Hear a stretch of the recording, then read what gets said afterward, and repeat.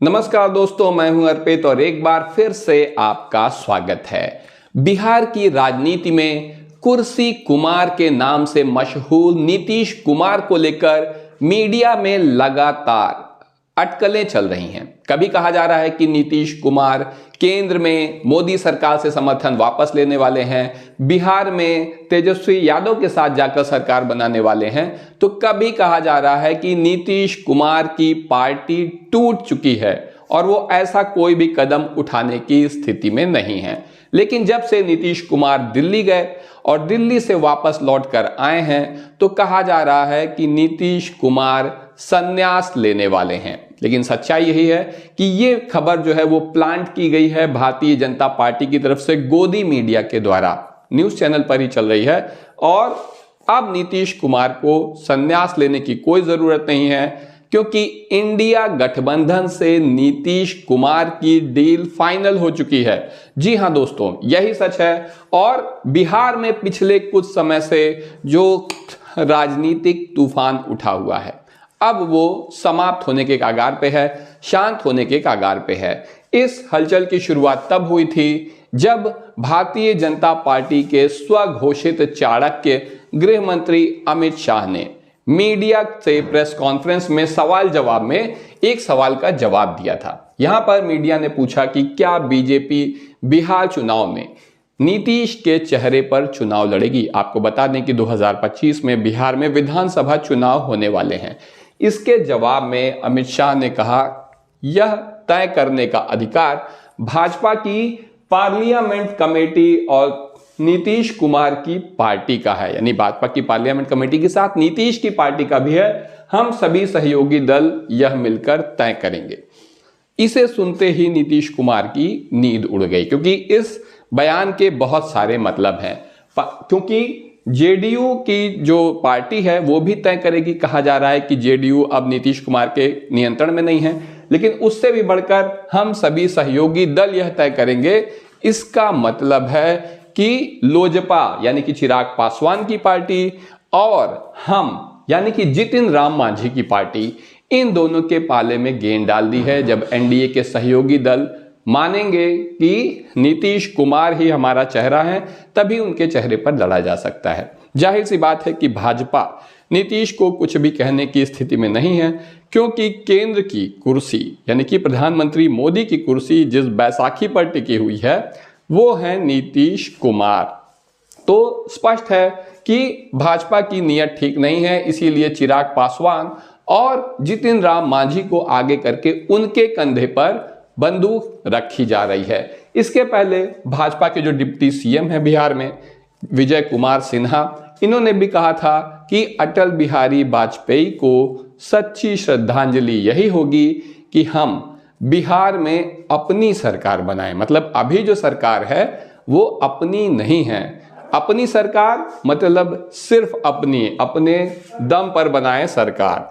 तो इसके पहले आप देख सकते हैं कि गिरिराज सिंह, जो कि भारतीय जनता पार्टी के केंद्रीय मंत्री हैं बिहार से, इन्होंने भी नीतीश कुमार को लेकर एक अजीब ही मांग कर डाली थी कि नीतीश को भारत रत्न दे दिया जाए। इस भारत रत्न के बहाने से नीतीश कुमार को संन्यास दिलाने का प्रयास था ये। इसके अलावा इस वक्त तेजस्वी यादव ने भी नीतीश कुमार को लेकर एक बड़ा बयान दे दिया है। तेजस्वी यादव ने कहा है कि इस सरकार को नीतीश कुमार नहीं चला रहे हैं। उनका आरोप है कि नीतीश कुमार से पार्टी अब हाईजैक करी जा चुकी है और इस सरकार को वास्तव में ये दोनों डिप्टी सीएम चला रहे हैं, सम्राट चौधरी और विजय कुमार सिन्हा। इसके अलावा कुछ भ्रष्ट रिटायर्ड अधिकारी भी हैं और साथ ही साथ उन्होंने नाम लिया था किसका, चिराग पासवान का और जितिन राम मांझी का। आप सभी जानते हैं कि नीतीश कुमार की पार्टी में जो दो बड़े नेता हैं, जिनका नाम आप चेहरा यहां पर देख रहे हैं, नाम है ललन सिंह और संजय झा, इन्हें बड़का नेता कहा जाता है और इस वक्त इन्होंने पार्टी को हाईजैक कर लिया है, ऐसी खबरें भी चल रही हैं। चिराग पासवान ने इन सभी पर निशाना साधा, लेकिन नीतीश कुमार के बारे में कुछ खास नहीं कहा, उन पर कुछ स्पष्ट रूप से कहने से बचे। तो ऐसे में स्पष्ट है कि चीजें अंदर अंदर कुछ जरूर चल रही हैं। नीतीश कुमार भी समझते हैं अमित शाह के बयान का मतलब और पार्टी के अंदर उनके जो कुछ चल रहा है उसे भी वो भांप चुके हैं। यही वजह है कि अपनी प्रगति यात्रा को बीच में ही छोड़कर नीतीश कुमार दिल्ली पहुंचे। पिछले काफी समय से प्रधानमंत्री मोदी और नीतीश कुमार के बीच खासी करीबी देखी गई है। दोनों बहुत गर्मजोशी से मिलते हैं, खास तौर से लोकसभा चुनाव के परिणाम आने के बाद से। लेकिन यहाँ पर प्रधानमंत्री मोदी ने भी नीतीश कुमार को मिलने का समय नहीं दिया।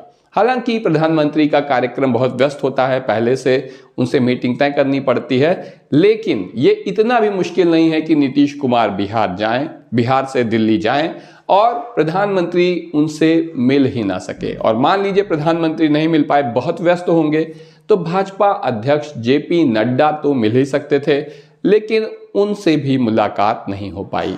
सिर्फ एनडीए के सहयोगी के रूप में ही देखें, तब भी अगर नीतीश कुमार दिल्ली जाते हैं तो किसी न किसी भाजपा नेता, चाहे वो प्रधानमंत्री हो, गृह मंत्री अमित शाह हो या फिर भाजपा अध्यक्ष जेपी नड्डा हो, किसी से तो मुलाकात होनी ही चाहिए थी।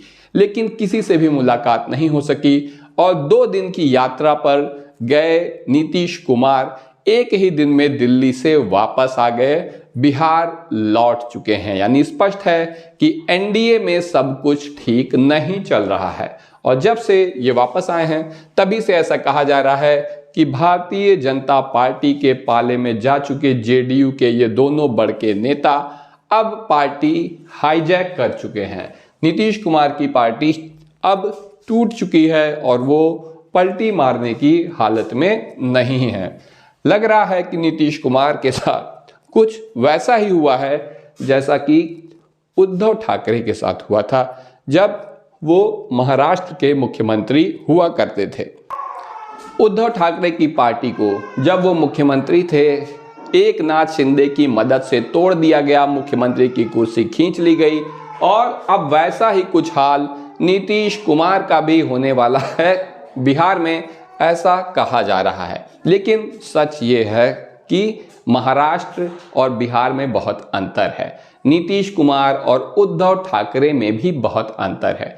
बिहार की राजनीति बहुत ही ज़्यादा जटिल होने के साथ साथ सामाजिक न्याय इसकी जमीन में रचा बसा हुआ है। नीतीश कुमार पुराने समाजवादी नेता हैं और उनको हर चीज़ का पहले से अंदाज़ा रहता है। यही वजह है कि वो दिल्ली गए थे।